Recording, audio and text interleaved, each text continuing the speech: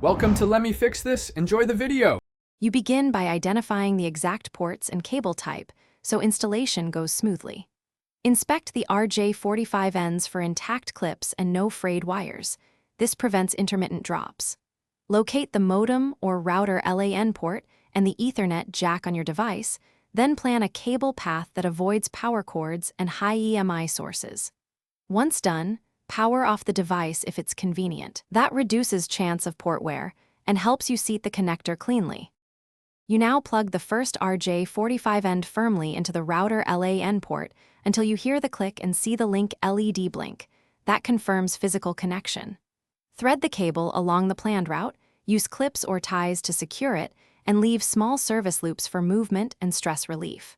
Next, connect the opposite end to your computer or switch. Once connected, make sure the device's network adapter is enabled and set to automatic IP unless you require static configuration. You finish by validating the connection and adjusting settings as needed. Confirm link lights on both ends and run a speed test to verify expected throughput. This reveals duplex or cable class issues. Make sure your device received a valid IP, gateway, and DNS from DHCP or configure them manually if required.